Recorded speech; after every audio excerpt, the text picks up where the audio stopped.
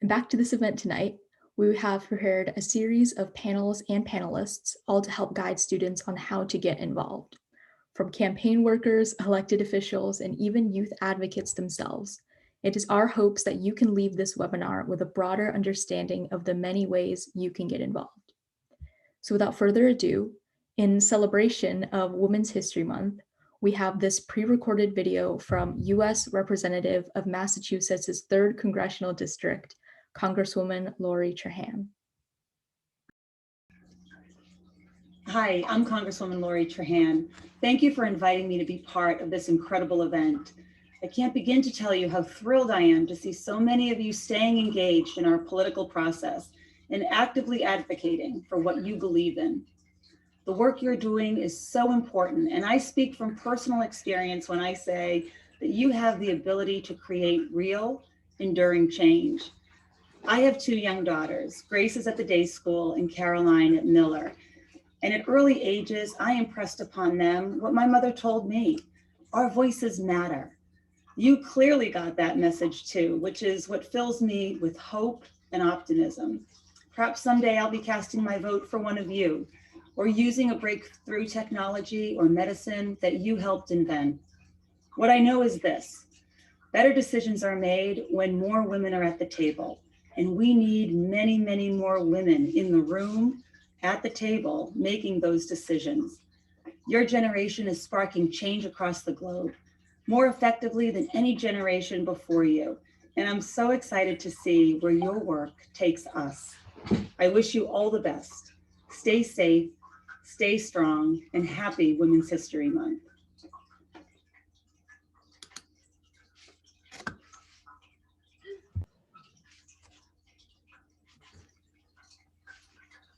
Ms. Cole, I think you're still muted. Your audio is still on, I think. Okay, thank you. Transitioning to our next panel, joined with us live is State Representative Jim Arciero. Representative Arciero has been a champion in the fight to provide COVID-19 retirement credit to essential public sector workers. He has also sponsored a number of bills to provide improvements to the Unemployment Insurance Trust Fund and providing relief to employers and workers in the Commonwealth. In his work, he has seen numerous young people get involved in state-level internships and become effective advocates for a variety of issues. And so please join me in welcoming Representative Arciero. Thank you, Peggy. It's quite an honor to be here, and thank you to the League for this wonderful event. I know it's going to be very informative for everybody across generations of what it really means to volunteer and get involved. I want to give a shout out to my another colleague in municipal government, Chris Sanders, and who's going to be a panelist later. He's a friend and a great public servant, and also Tobias Bluestein, who's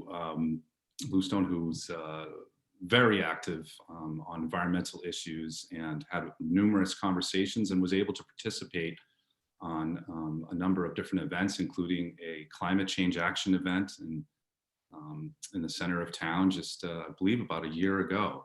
And also one of my former interns, Derek Lowe, who's a panelist as well. And Derek is a superstar in our office. He was an intern twice and worked for Congresswoman Trahan as well. I would say that it's so very important, especially at an early age, to think a little bit about service and think about how you can, leave your community a little bit better than you found it. And at a young age myself, growing up in Westford, I was very much involved in the Westford Academy Community Service Team, as well as scouting. I was an Eagle Scout here in Westford. And I think some of the things that I looked to when I started to get interested in politics and in government, essentially was when I went to college and I went to UMass Dartmouth. And when I was there, I got very involved in student government. But I did my first internship. And I think internships are across the board, whether in high school, whether in college, or even afterwards, very important to really get your feet wet and sort of understand what you're looking for in that particular role. For myself, I think the first part about it is it's educational. You learn the sort of nuts and bolts about government. When I interned, I was in Washington, D.C. for Congressman Barney Frank at the time. And we obviously worked in the nuts and bolts in government, learned a lot about how the legislative process worked. It was also practical because I was a political science major. And because of my internship, that really led me to want to pursue elected politics, working to represent my community. And I did that on the college level, but also eventually brought that back to Westford from my roots as a high school student that was involved in a number of different community service organizations. I think another piece of it is inspiration. What can be achieved? For myself, I was 18 years old and I was at the United States Capitol. And for that, it really inspired me to do bigger things. It made me look back at my community as something that's a lot smaller than it seemed at one point. And things seem to be a little bit more manageable. And from working in the United States government and then coming down to volunteer in various boards and committees before I even thought about running for office, I think a big part of that was the grassroots approach and those pieces, educational pieces, the practical pieces, and also what was inspirational. But I also think being flexible. And I think so much pressure sometimes is put on us to be experts in a particular field or think that you necessarily have to go into something that you major in or you have to choose your major now, so you need to figure that out. But I think being flexible and find out what you like, maybe that leads to a whole other avenue you never thought about. So I think that's really very important. Yeah, thank you for that, Mr. Arciero. And what is one advice you would give your younger self before having entered the political sphere? It's a great question, Peggy. I would say stay engaged. What inspires you? What are you passionate about? I think that you can find a lot easier than when I was a kid. You can find a lot of other individuals through social media, through clubs and organizations, similar interests and things that are achievable, and then kind of seek that out and figure out how you can volunteer. And that leads me to my second really important piece, and it's volunteering. I think to truly be somebody who really is inspired by the work that you do, I think you have to try a lot of different things. Volunteering is a tremendous educational tool that I found. I think a lot of the volunteering that I did on the local level, whether that be through scouting, whether that be through community service, and even as a young adult, I found volunteering and the friendships that I made were long lasting. And for me politically, it was volunteering on campaigns. So I was involved in a lot of campaigns, whether it be individuals I knew personally here in Westford that were running for the Board of Selectmen, the school committee, or involved in the finance committee or all the other clubs and organizations and boards, throughout Westford and through communities. I think volunteering and putting some time into things that you're passionate about and you're excited about. But also volunteering, you can learn what you're not excited about, and I think that's important too. I mean, it's one educational journey, and you have to do it by being engaged. And if you're not checked in, I would encourage you to check in, and look to things that are passionate, that makes you excited and passionate. Yeah, thank you so much, Representative Arciero. It was really eye-opening hearing about your early experiences in politics, and I'm sure that many of those in the audience, as well as myself, hope to relate to that one day. Well, I will say, Peggy, thank you for this wonderful event. Over the years, I think we've had conversations offline. I've had a little over 50 interns, a good portion of them being from Westford over my years in office and my terms in office. And I guess I would announce to the league and to Westford that Peggy is going to be my first intern of 2021. So I look forward to working with you, Peggy. Thank you so much. And I really look forward to working with you as well. Thank you. If you'd like to find out more about being an intern or about issues on the Hill, we will be putting Representative Arciero's contact information in the chat right now. And thank you again for joining us tonight. It was my pleasure. Thank you. Moving on to our next panel, we have panelists Nicole Vardas and Lowe joined with us. Nicole Vardas has worked on numerous political campaigns, including serving as Deputy Digital Director on the Ed Markey re-election Senate campaign. She also currently works as a digital strategist at the More Perfect Union. Derek Lowe, on the other hand, has been very involved in student government. He currently serves as the Asian American Pacific Caucus Chair for College Democrats and has also been involved on the Students for Pete Buttigieg at George Washington University. So please join me in welcoming Nicole and Derek.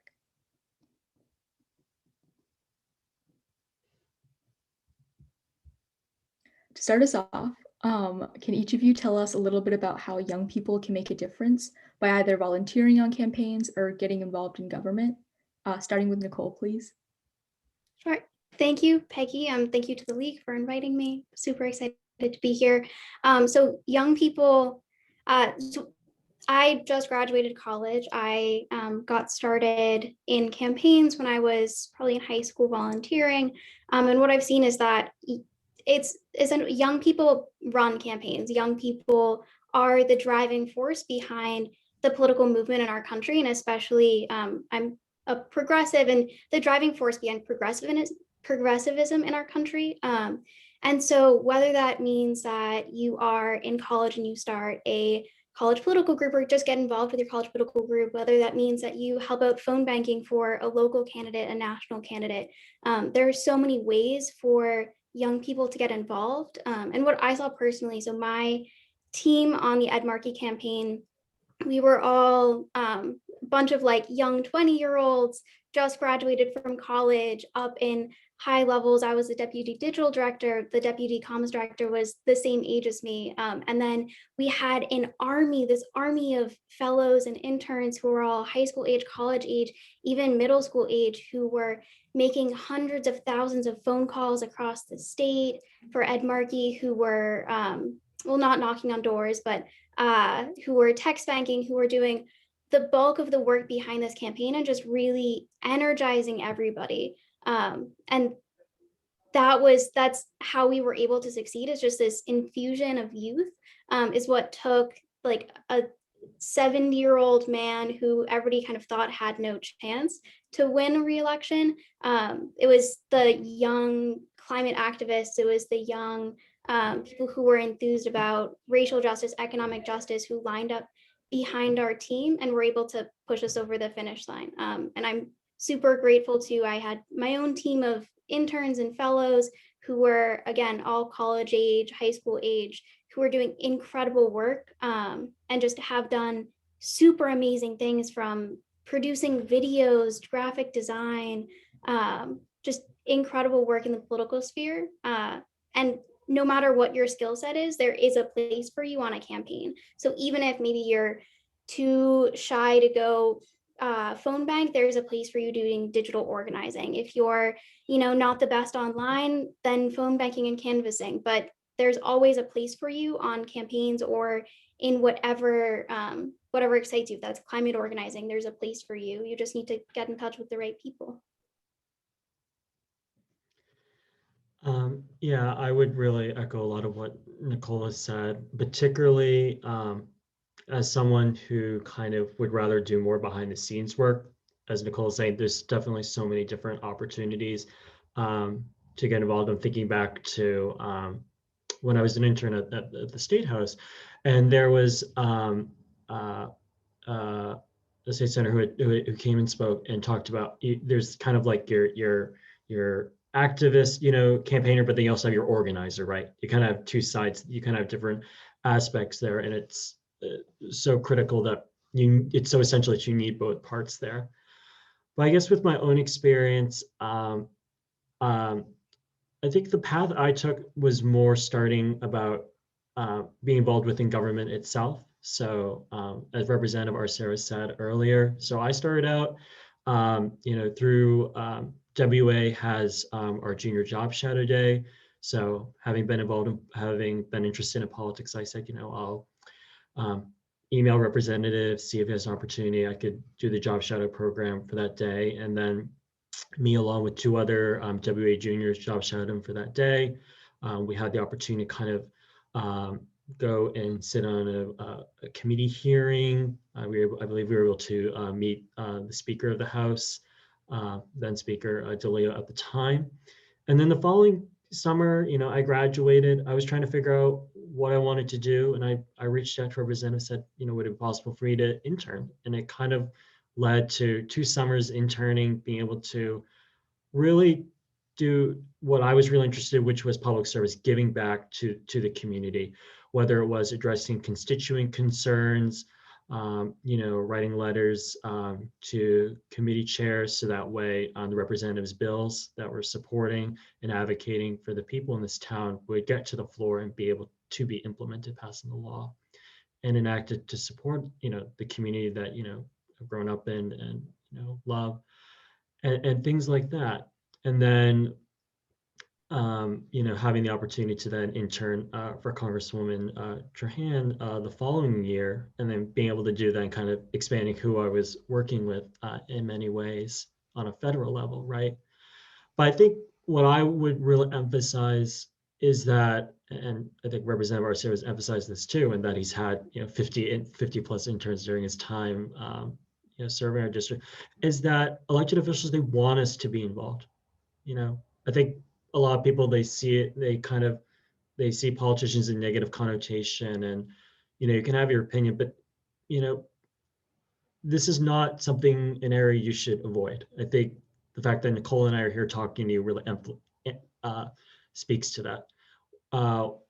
We are young people are wanted. There's a tremendous opportunity and a huge need for that. So that's what and literally just reaching out. I remember Nicole and I had mentioned this previously. People would literally DM campaign accounts and be like, are you are there opportunities to get involved?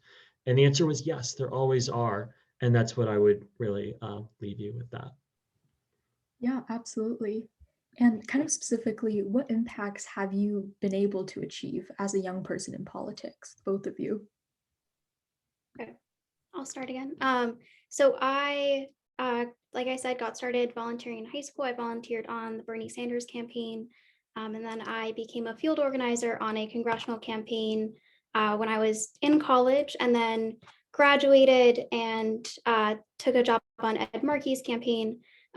So most of my experience has been doing electoral campaigning. There are so many impacts that you can have doing that, both like the very tangible things, like my team helped re-elect a United States senator. There is somebody in office because of the work that we did, because of the work of me and a whole bunch of 20-year-olds and a whole bunch of teens and people online and on their phones, on their computers. We are the reason that he is in office. He's putting forward legislation on climate justice, on housing justice, on all these different things, right?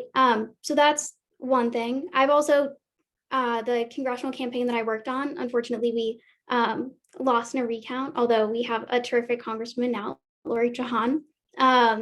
But even on a campaign that loses, you still have a really strong impact on the people that you talk to.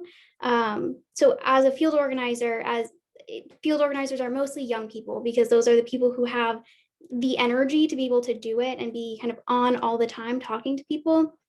You meet so many volunteers who have never gotten involved in the political process before and see you as like somebody who just became eligible to vote, getting involved in politics, and they're like, oh, well, this is something that I can do too.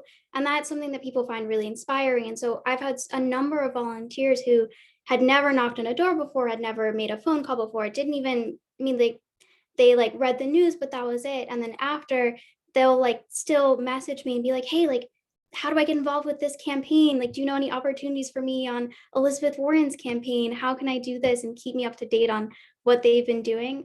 And so that's really inspiring. And then, apart from that, I would say one of the biggest areas for young people right now is going to be climate justice. In my opinion, we've seen that people in older generations have failed us. And so that's kind of what I'm hoping to do. What I'm hoping that other young people can do is reunite behind these issues, climate justice, economic justice, and take on the leadership roles that people older than us have failed, and step up for younger generations. I think I would say from my involvement with students for Pete, it really helped develop a really strong network of some of my closest friends in college that I was able to talk to. We'd be like, oh, maybe there's this internship opportunity here you should consider applying to or whatever. But for me, that commitment to the public service, being able to say, I was able to help this constituent get this resolved, or us, when it came to, like, for example, working to secure funding for the new playground at Forge Beach, right? Trying to deal with overcoming, the governor's veto of that, for example, in those line items, right? Being able to see the product, see what we're able to achieve, I think it goes a long way. Feel very humble about it, but it goes a long way in, being able to see what is achievable, even at a young age. People say, the youth is the future. I mean, the youth is now. It's the time to get involved. So thank you. Yeah, absolutely. Thank you so much for your words of advice and sharing your experiences with us, Nicole and Derek. There are so many ways for students under voting age to get involved, just like you guys mentioned. You can advocate publicly by holding campaign signs, canvassing, or getting involved in campaigns, so much like you two have done. But there are also other ways to advocate from your home, whether that be phone banking or sending texts to legislators, holding them accountable, all sorts of ways to get involved. And so we are going to put a link to Mobilize, where you can find a variety of campaigns near you that need supporting and volunteers. All right, thank you so much. And with that, we're going to move on to the next panel. Joined with us next is School Committee Select Board Member Chris Sanders. Mr. Sanders has seen countless students at Westford Academy make a difference through their actions. He has witnessed first-handedly just how strong of an impact young voices can make on adults. From students advocating at town meetings to seeing them speak on behalf of issues that they're passionate about, Mr. Sanders is here to offer his experiences with us all. So please join me in welcoming Mr. Sanders. Thank you, Peggy. It's really great to be here. It's such a cool event. So thanks to you. I know you've put a lot into this, and to the League of Women Voters, and it looks like a good turnout. So it's pretty exciting. Really appreciate the opportunity to talk. And it was great to hear from Nicole and Derek and Rep. Arciero too. Yeah, absolutely. Thank you so much for joining us. So I'm going to move on to our first kind of question. Being on the school committee, obviously, could you tell us a little bit about your experiences working with students and other board members that affect the school? Yeah, so like you said, we're on school committee. Our whole focus is the students in Westford, right? The entire educational experience from pre-K through 12th grade. And we're focused on making sure that the students have that best education, that best experience to make the adults they need to be in this world. So it would be, it'd be crazy not to want to have a student voice in that. And we do. Like, I really appreciate opportunities to work with and hear from students. So yeah, we're definitely paying attention to what the students are feeling and saying about the things happening in our schools. And there are distinct opportunities that students have had to work with the school committee. I guess the most obvious is we have 2 student representatives who sit on the school committee, right? They come to all of our meetings, and they can have a real impact. So they can weigh in. Sometimes they weigh in on the goings on at Westford Academy. They're Westford Academy students. So it's great. They're a connection. They tell us what we may not know going at Westford, not just Westford Academy, not just events, but often they kind of have their finger on the pulse of the student body in a way that we probably don't. And so they can provide that. I think back, I think some of our student representatives have used Facebook polls to, again, take the pulse of the student body on issues. So I'm trying to think back. I think issues such as school start times, graduation gown colors, when we were discussing that, I think maybe around the school mascot discussions, there have been those. So they come to us with information that we wouldn't normally have, which is, again, what are the students thinking about these issues? And so it's been a really good working relationship to have them. They come with energy and something I think some people don't know, that actually may be news to a lot of people, is that per the Westford School Committee policies, it says the votes of the student representatives will be recorded, but non-binding. So our student representatives actually can vote. Now, I will say that this is a case where our practice has not matched our policy, and we haven't been in the practice of doing that, but it's something that I know the policy subcommittee is looking at, because we want them to feel like they have a vote.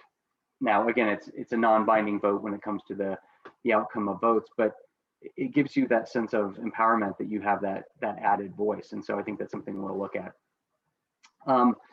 I've had an opportunity to work with students on a number of different areas. You know, the ones that come to mind for me, I've sat on the Westford Academy Challenge Success team, and we had student representatives on that. And again, I think, you know, Challenge Success, whose whole purpose is to look at the well-being and the success of our students, and with a lens of what's best for them, what are the different paths to success, like getting their input on that was critical. We had a start time citizen action committee that we had 2 students on, Athena Lewin, who's a current student at WA, was one of them. And again, we're looking at making later start times potentially for our older students. And so we want to have that voice on the committee. Recently we finished up our superintendent search last night, as some of you may have seen. We had a preliminary screening committee that went over the resumes and packets of the applicants. And we didn't have a student, we had a recent alum, Ariella Fleischer. But again, it's that youth vote, it's somebody who can relate to what our students are going through. So those are a few examples of recent times that we've worked directly with students in pretty much an official capacity. Yeah, for sure. And could you tell us a little bit about how you've seen students make a difference locally in the outcome of issues that affect them specifically?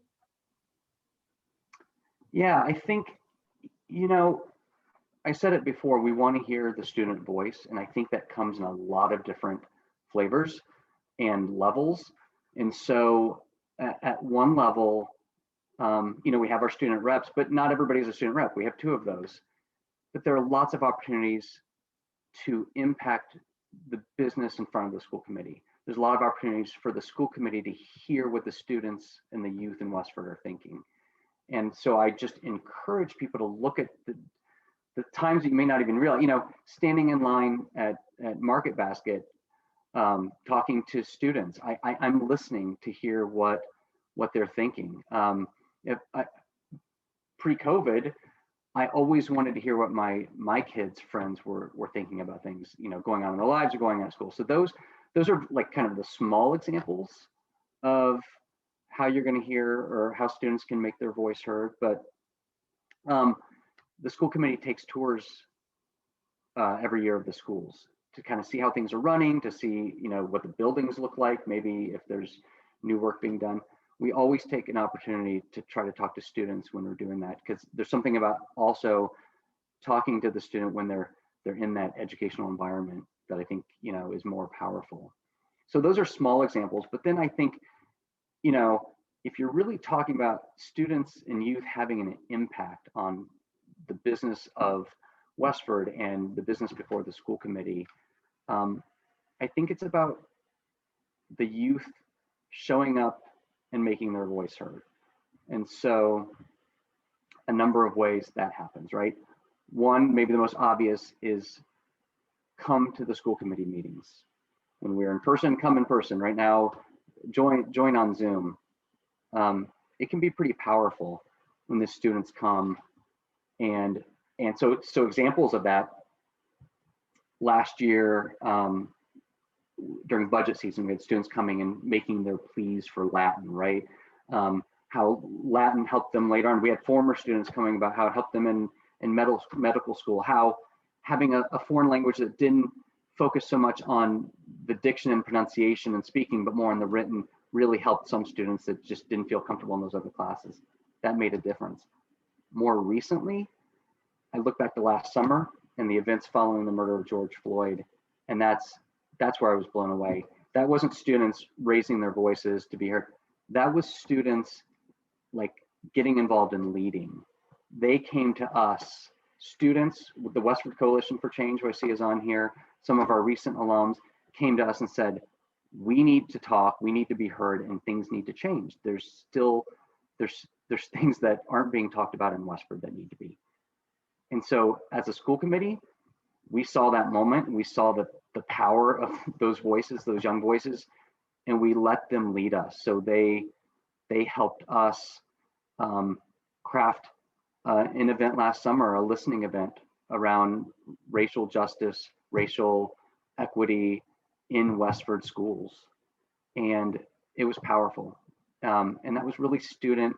I mean, we helped them, but that was kind of student driven. And so to me, that was the best example of not just using your voice, but getting involved in the process and seeing the compromises that get made when you're trying to get a message out and move things along, but also how to lead adults as students.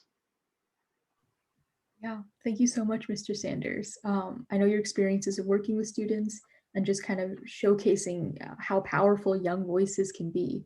That definitely resonated with me, as I'm sure with many of our audience tonight. So thank you so much for coming onto the panel tonight. Thank you, Peggy. Keep it up. And there are several ways that students themselves can testify before a board or voice their opinions at town meetings. So we will now send in a chat a link to the school committee website if you would like to learn more about ways that they're getting involved and how other students are doing so as well. And now we will transition to a pre-recorded segment about poll working from Westford Academy student Carter Purple, as well as our town clerk, Patty Doobie.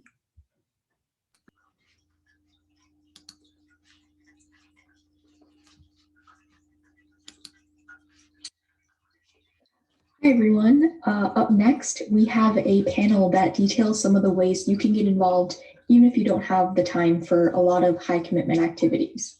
So joined with us here today is Ms. Doobie and Carter. Ms. Doobie serves as our town clerk, and she has been in charge of all things town elections related, as well as working first-handedly with various town committee groups. Today, she will be speaking on ways students, especially those that are under voting age, that can get involved by volunteering, such as poll workers during election seasons. We're also joined here with Westford Academy student Carter Purple. Carter is someone who's very involved in this community, especially as an Eagle Scout. And today he will be speaking on behalf of his experience as a poll greeter to get a better sense of what the job may be like as a high school student. So welcome, Ms. Doobie and Carter, and thank you for joining us today. Thank you. Thank you. Yeah, so I'm just gonna get started with Carter.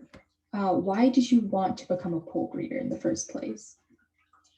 So I've always been very interested in history and politics, and especially this year with this election, and not only the presidential election, but all the primaries and everything related to that.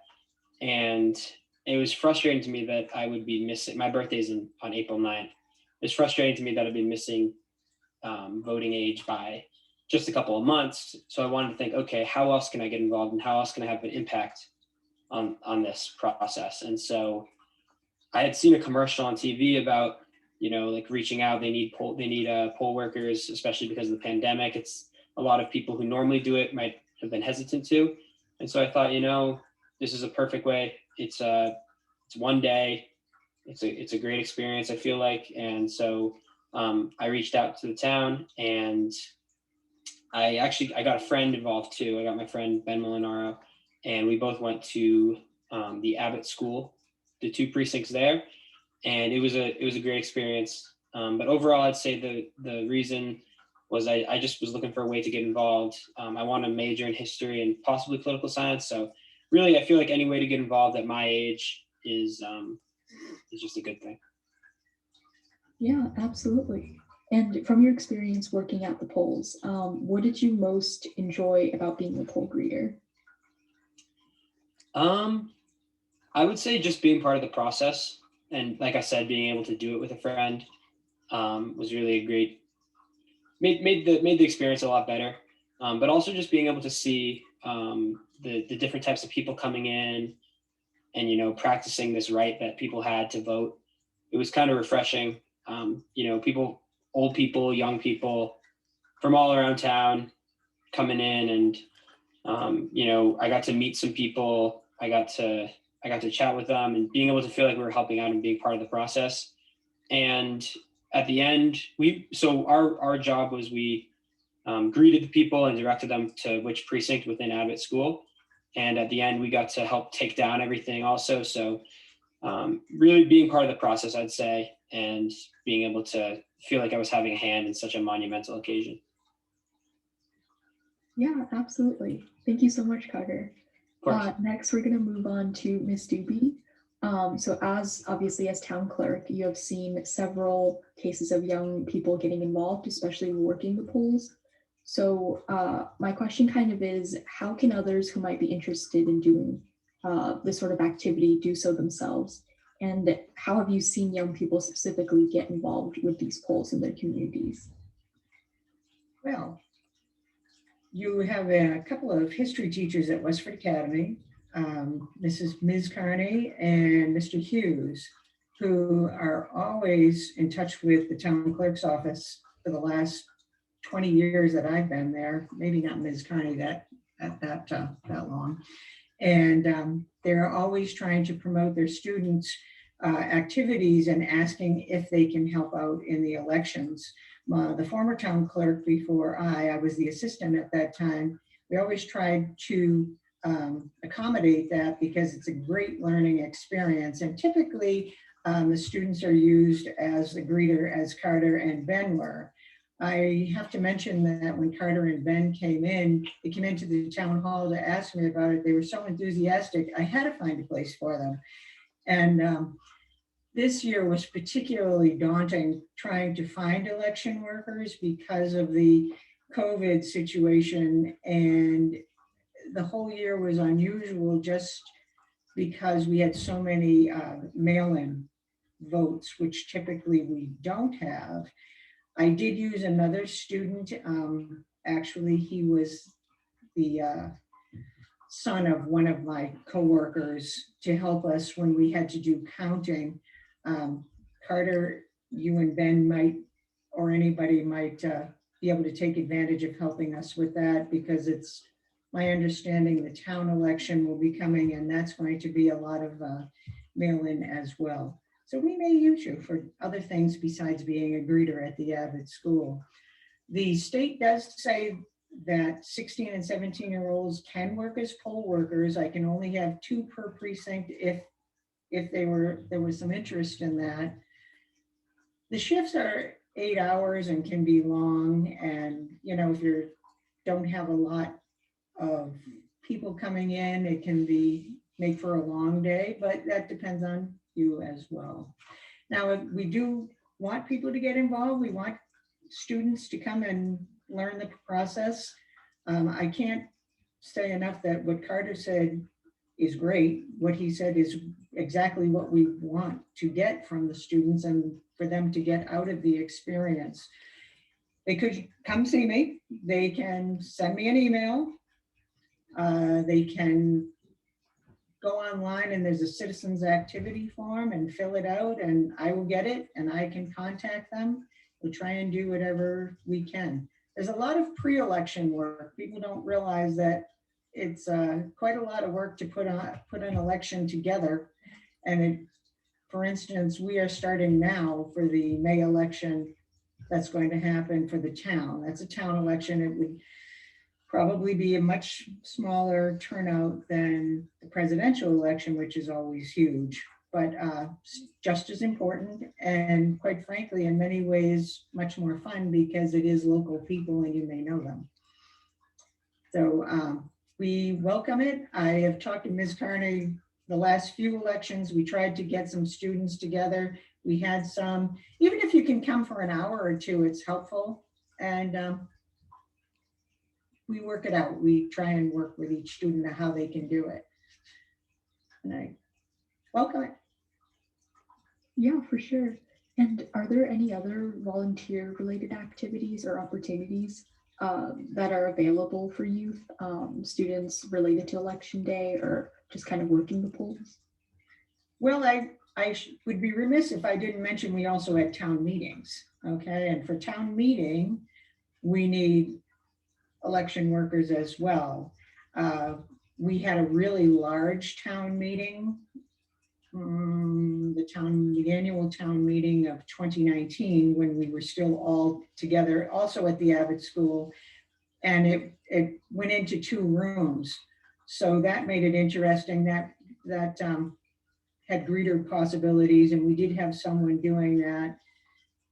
Town meeting is a whole different process, but equally as important as an election. It decides the town's business, and we can always use people. We can find students, we can find things for them to do, even in the preparation. If they wanted to come and see how we put the election together and helped out that way, we can do that as well. Awesome. Well, thank you so much, Ms. Doobie and Carter, for taking the time to speak with us today about how rewarding and fulfilling poll working can be, especially for students who want to get involved. So if you're interested in volunteering, we're going to list some contacts in the chat below in case there were any further questions about signing up or how to get involved. So with that, we're going to transition onto our next panel. Okay, transitioning to our next panel, we are joined by Erica Cole. Ms. Cole has spent a great deal of effort exploring school-related issues while she was on the Westford School Committee, and now she spends time researching other issues for fun. If you are not sure of what to think of an issue or how to defend your ideas, she is here to show us how to use data to explore these various topics and become more informed citizens. So please join me in welcoming Ms. Cole. Hi, Peggy. Thank you so much for having me. I'm really excited to be here, and I'm also excited to be talking about data, information. I'm a data nerd. It's possible that some of your viewers would claim that mantle as well, but even if they don't, even if you don't, I believe that, you know, the world happens, things happen. And if we are in very little happens that hasn't happened before, or that hasn't been studied in some way, or possibilities to deal with it haven't been studied in some way. The more informed we are, I believe, the better we are able to address what happened in the world. And doing so is kind of my version of what politics is. And that's what we're talking about tonight. So in my view, when we talk about politics, we talk about information. We have to acknowledge there is also misinformation. There is disinformation. The difference being misinformation is out there, people believe it, and it's not right. Disinformation is where people put things out there that are intentionally wrong and intended to mislead. Information is what you think it is. It's the stuff that's out there that is, you know, based more in reality. And the question is, how do you tell the difference? So what I try to do, and I think this is something that Westford Academy students do quite well and may do instinctively, but it all really comes down to critical thinking. If you look at an article, listen to an audio or view a video, promulgating some sort of perspective or conclusion, what is incumbent on you and on me when I do this is to make sure that I agree that all of those particular supporting pieces of evidence actually lead to that conclusion. And if that happens again and again from a particular source, then I tend to start to have more confidence in that source. But even when I have confidence in a source, I will still apply that critical thinking because, you know, things happen. I'll just share a quick, interesting anecdote. I had a particular interest in, I have a particular interest in science, and there was this really interesting article in the New York Times Science section one time about nuns who had been in a particular cloister for decades. And the study was regarding whether, was looking at the nuns who had written essays to join that particular nunnery or whatever they call it in their 20s. And the study looked at which ones then had or didn't have Alzheimer's in their 80s or dementia. And what the journalist said was that, oh, look, the ones that had the most colorful language, the ones that had the most complex sentence structures, the ones that were particularly unique in the way they portrayed themselves in their 20s were the ones most likely to avoid dementia in their 80s. So clearly there's some genetic component. And I thought about that and I said, well, maybe not, right? It could be that, you know, those young nuns had a way of thinking that engaged their brain more and brought more blood to their brain and more oxygen to their brain and just nurtured it in a way that allowed them to avoid dementia. So it's just one example. Now, I still trust the New York Times Science section, which is where I read this, but I still apply critical thinking skills. And I think that's really my message to young people is to do that all the time and determine who your trusted sources are. So I also want to talk a little bit about the nuts and bolts about what you can do right now. So I'm going to go ahead and share my screen.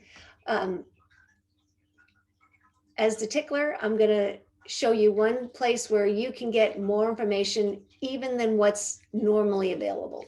And that is through what's the Freedom of Information Act at the federal level, and it's called the Massachusetts Public Records Act at our state level. But you can ask for information from any government entity and expect to get an answer as long as it doesn't compromise things like privacy or law enforcement or national security, those type of things. You can expect to get insight into what your taxpayer dollars or your parents' taxpayer dollars are doing. So that's just a tickler. I'm going to show you where you can go to for that. And as a hint, you've already met the lady who's going to help you do it. So let's see, let's start off.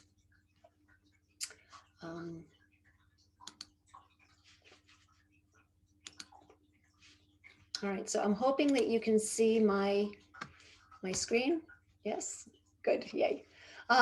So I just want to show you all the incredible wealth of information here. That if you scroll over the top of westfordma.gov, you will see under government, there are innumerable numbers of boards that you might find interesting and that would really welcome your support and that might apply to a particular passion of yours.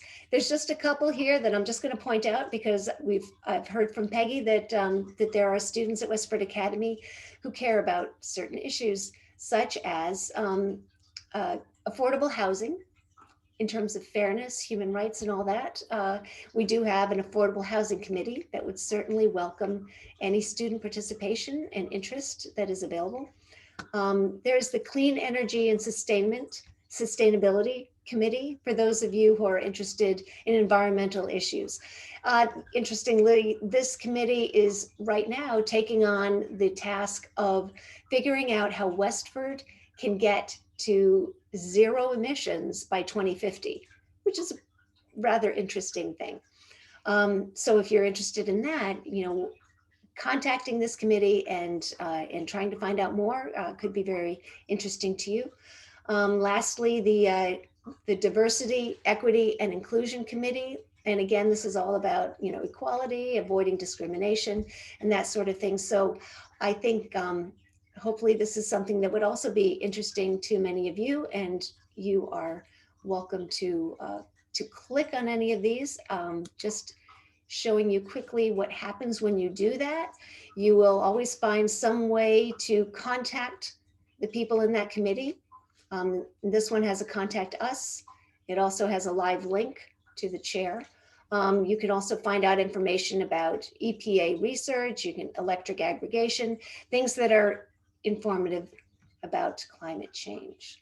Now getting back here, the last thing I wanted to show you, or two things. One is if you go to the town manager's website, if you're interested in finding out what's going on around Westford, this is a terrific place to go look, as well as reading the town manager's newsletter. She happens to have a link right here about what's going on there, but I believe there's, town manager newsletters are also available over on the left-hand side. There's pages of very, very current information if you want to know what's going on in Westford there. And lastly, as promised, here's the tool that you can go to find out more information if it's not here, but it was paid for by town dollars.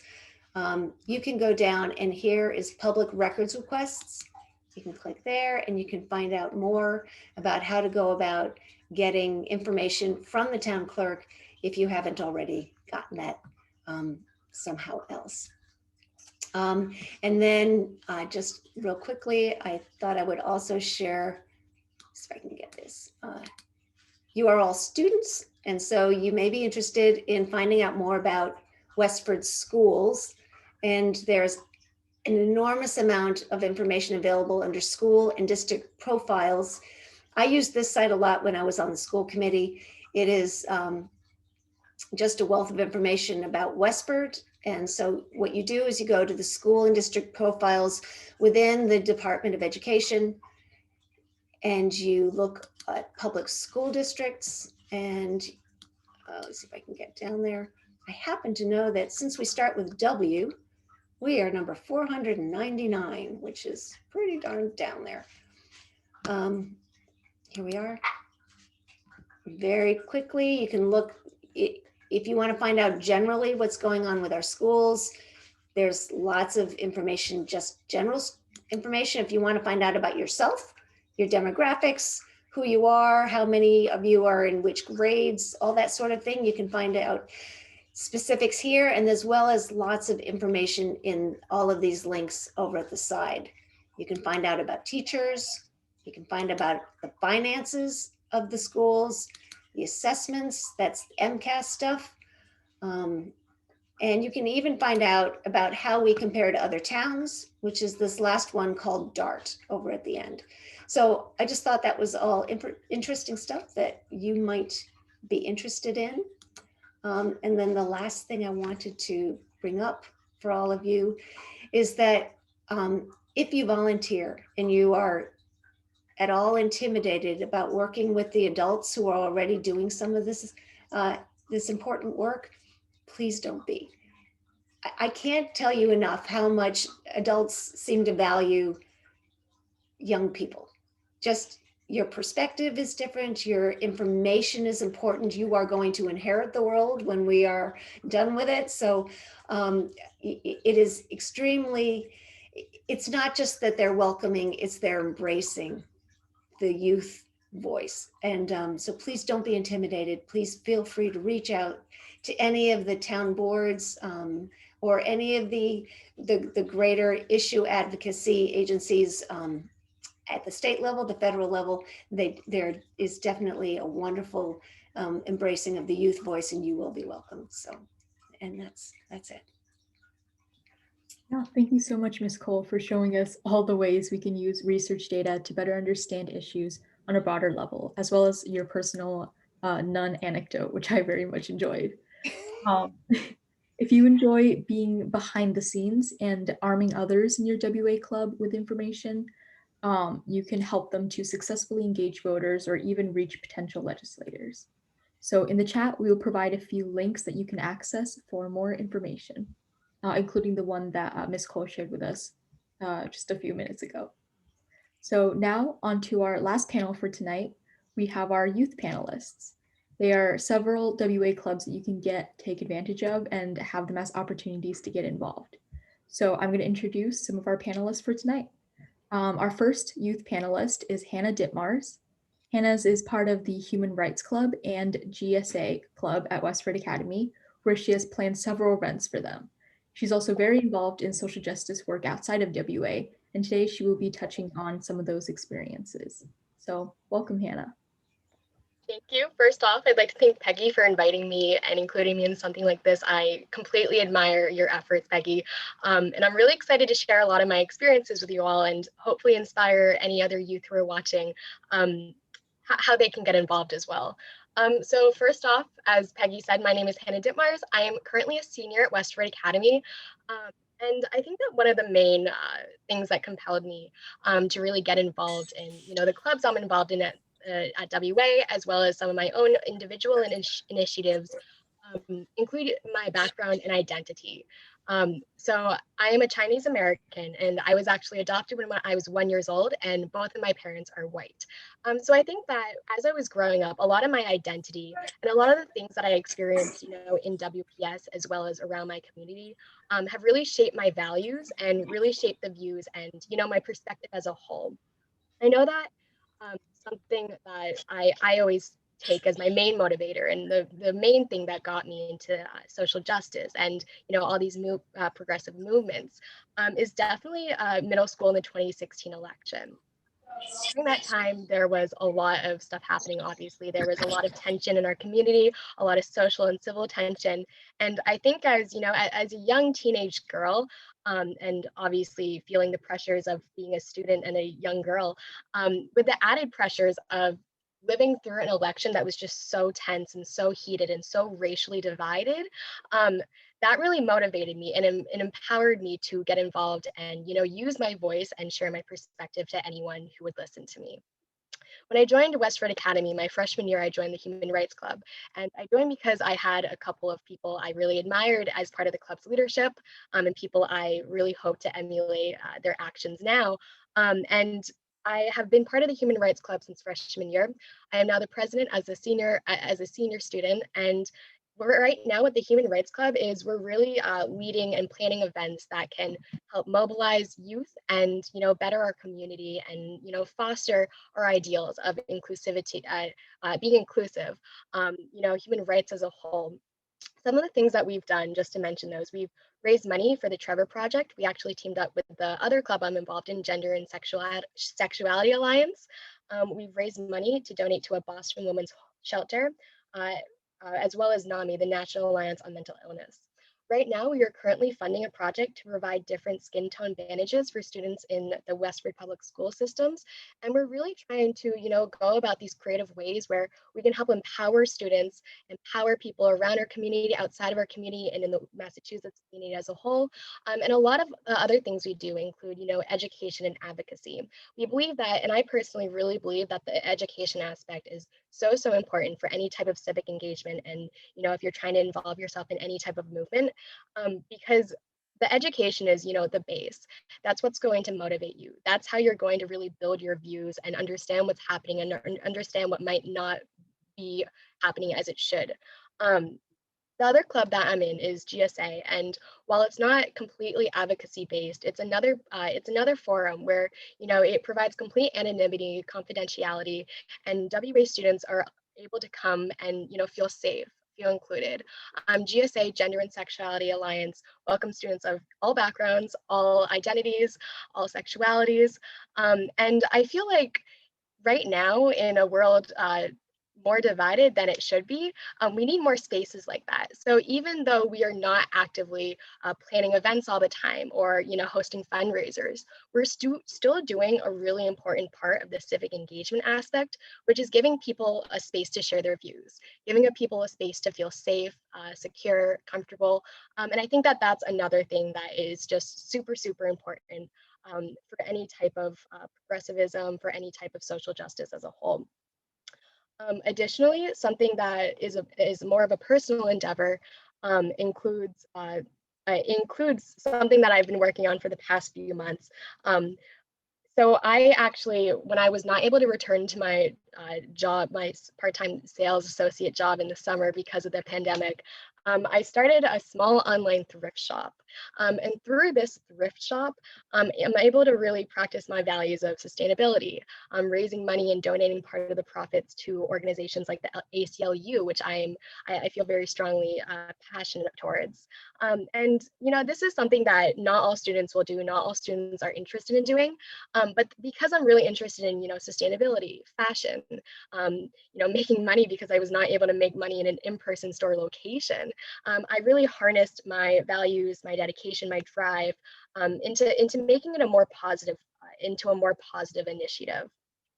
I know that a lot of the times when we talk about civic engagement and the social justice movement as a whole, a lot of people may think and go directly to that means planning protests, that means planning events and demonstrations.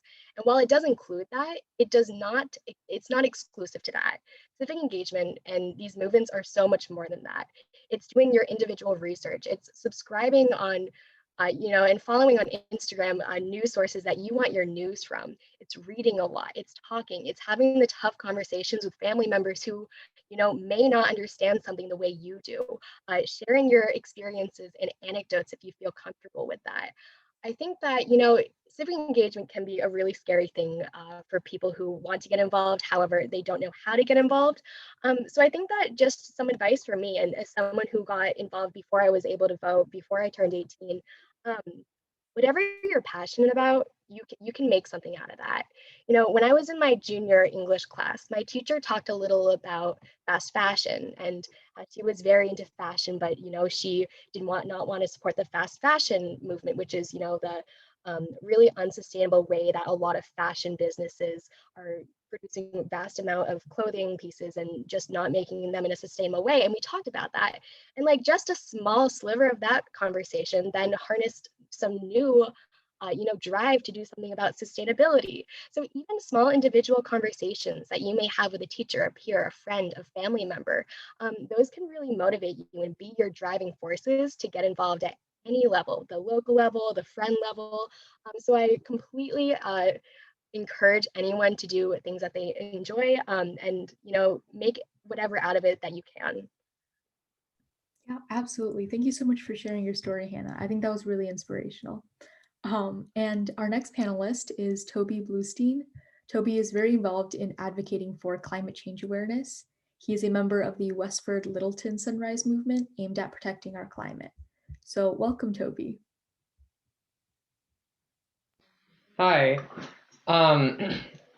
I want to, as Hannah did, say thank you so much for inviting me and letting me be a part of this, because this is so important. So yeah, do I just talk? Yeah, I mean, if you want to touch upon some of the ways that you got involved with the Sunrise Movement and raising awareness on climate change, or how others similarly could get involved, that'd be really awesome. All right, cool.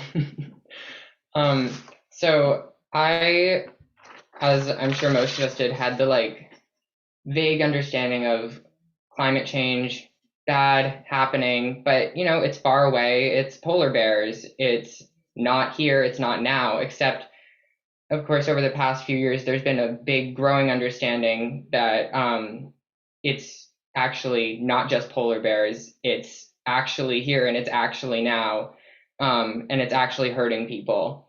And so when the International Panel on Climate Change report came out in 2018, this really helped me. Sure, I mean, I've spoken with other people that it's also really helped them understand the gravity of the situation. And it really motivated a lot of people, including myself, to get involved. So with the combination of that report coming out, and I saw I saw an action that was done by the Sunrise Movement in Speaker Nancy Pelosi's office, demanding that she support strong climate action in the form of a Green New Deal to protect vulnerable communities, to protect young people, marginalized groups. And this really it was a really well done action too. It's so that really drew me into the Sunrise Movement, and following that, I signed up for a lot of trainings with them online and a few in-person ones, and I learned a lot more about our situation. And this really drove, and because of the way that Sunrise is set up, it's decentralized, so it's really easy to just start a local branch of it with a few friends and try and get your towns or cities or wherever you live to get to work towards these goals. So I, along with some other friends in Westford and Littleton, started the Sunrise Westford Littleton Hub. And that was a really awesome, that was a really wonderful moment. And like at the first meeting, seeing all these people who, like myself, wanted things to do, and we didn't really have a way to do them. So we found a way to do them, and we made a way to do them. And we partnered with, we've partnered a lot with some other groups in town, with Indivisible Westford and Westford Climate Action, and we worked with the First Parish Church as well for a rally on the Westford Common, to really start up momentum for some stuff that we were going to be doing over the next year, which was really, we got some really amazing stuff done over the next year, working with Westford Climate Action, and Indivisible. We talked with the Energy Committee and worked to get the select board to approve a new electrical contract for the town with much higher levels of renewables, and with the options for people to have even higher levels of renewable energy going to their homes.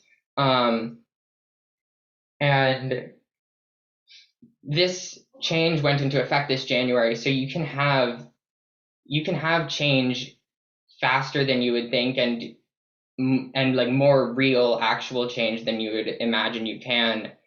And another similar thing like that is we worked with Westford Climate Action throughout the year, throughout the year last year, to first to workshop and then talk with the select board about and popularize the net zero by 2050 resolution, which Westford Climate Action got passed at the town meeting, I believe in October, and that created new committees, and as someone said earlier, Westford is looking at how are we going to get to net zero by 2050, and there's actual change being brought about by working with other people and other groups to make our town and this world better. Oh, absolutely. Thank you so much, Toby. And I really appreciate all the work that you're doing with climate change and Sunrise Movement. I think that's really amazing. And last but not least, we have one of our founders of the Westford Coalition for Change joined with us today, who will remain anonymous. They gained tremendous momentum this past summer and helped students of all backgrounds come together to raise awareness on social justice issues and discrimination-based issues surrounding our community. Unfortunately, we cannot have them pinned just because they want to remain anonymous, and so it will just be spotlighted on me. Welcome, Westford Coalition for Change. Hi, everyone. I just wanted to say again, thank you to Peggy and the League of Women Voters for giving me the opportunity and giving our entire group the opportunity to be able to talk to you all. Again, I apologize for the video being off just for anonymity. But I'm going to be talking about some personal experiences and then also our group as a whole. So personally, and I know some of the members of our group also share this as well, we have gotten involved based off of our personal conversations with friends or family that have always revolved around activism, social/economic issues,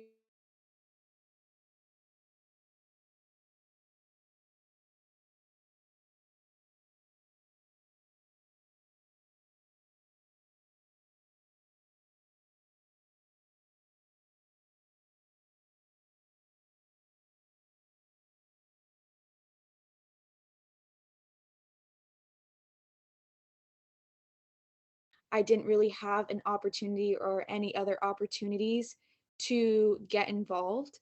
Um, However, I realized that after having so many conversations with other people that were really discouraging and hurtful to me as a person of color.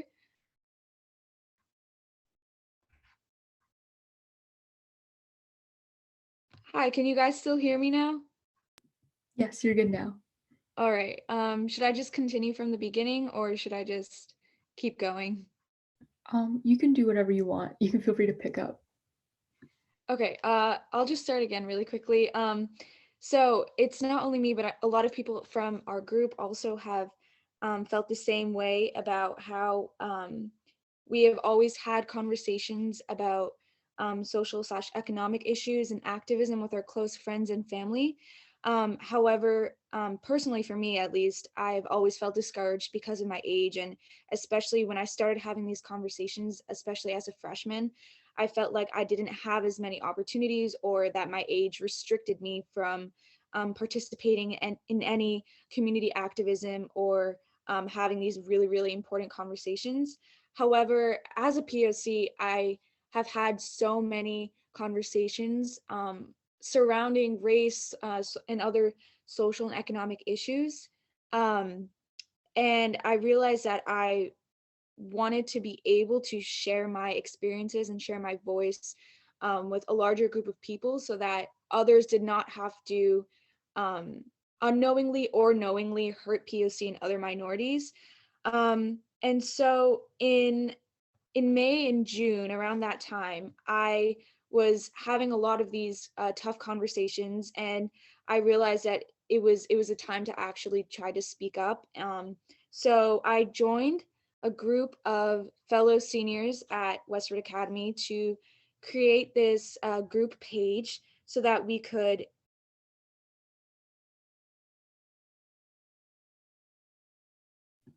Westford Coalition for Change. I think your audio is cutting off a little bit.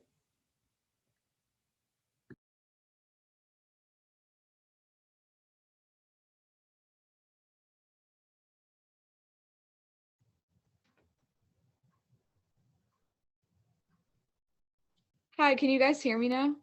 Yes, you're good now. So sorry about that. Okay. I'll just pick up from where I was last. I think I was talking about how I got involved. So I realized that I wanted to speak up and use my voice even more.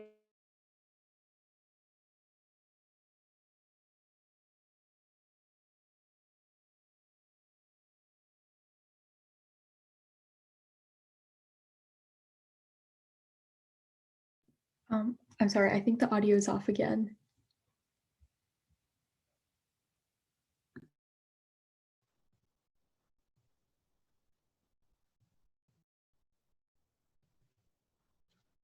Can you guys hear me now? Yep, you're good now. So sorry. So basically I joined so that we could continue our goal of raising minorities' voices and also helping to provide resources for others to educate themselves on specific topics that they may not have known about before or may have been whitewashed or any other reason that they may not have known about it. And so a lot of this work was based on researching and making sure we were being extremely clear in the way that we were presenting our content.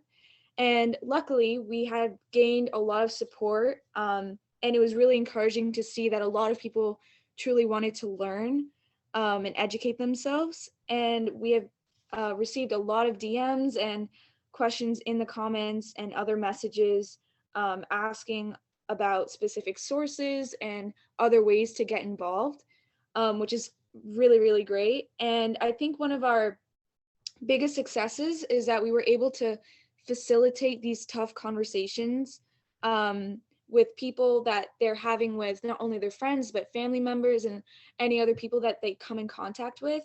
And I think it really shows that they're opening their minds to minority struggles and experiences, and really thinking about their actions and maybe reconsidering their actions that they're taking, and just trying to make a more welcoming community through their own actions, which is great.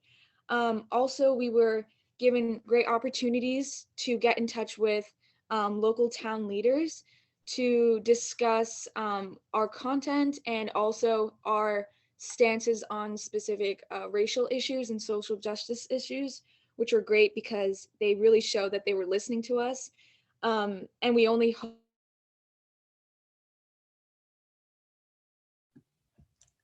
I think you just cut off again.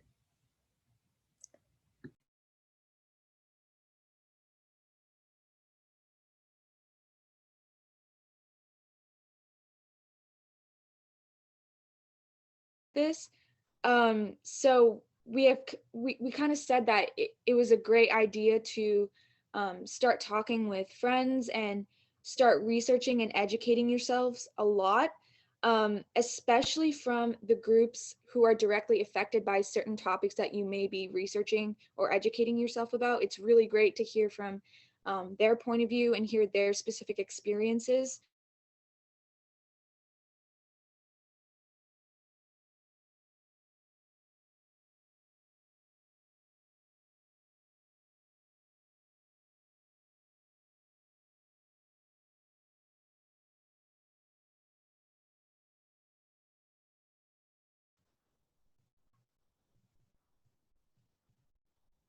Can you all hear me? Yes, you're good now. All right. Just the last thing I was saying is that it's a really good idea to try to contact or try to learn from people who are directly affected by the topics that you are trying to educate yourself on, and to really surround yourself with the right people and the right resources to make sure that you are learning at the very center. And yeah, that's all I had. Hopefully you were able to hear some parts of it. I'm sorry about that.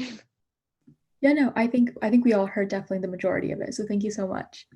And so again, thank you, Hannah, Toby, and Westford Coalition for Change, all for sharing your stories.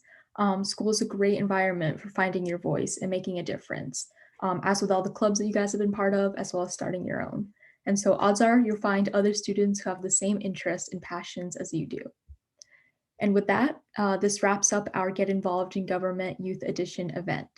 We wanted to thank all of our panelists for taking the time out of your busy schedules to attend this event and sharing your experiences with us. We also wanted to thank the League of Women Voters for sponsoring this event, as well as Westford Cat for recording this and broadcasting it on YouTube in the upcoming days. And before we close off, I also wanted to personally thank Miss Cole, Miss Tonakam, again, I'm so sorry for butchering your last name, and Miss Miller for helping to organize and plan this whole event. This would not have been possible without their hours and hours of preparation and efforts, so thank you. And in the chat, we will also send the link to the League of Women Voters website, as well as information for our student video contest again, in case any of you are interested. Thank you again for attending and have a great rest of your night. Thank you, everyone.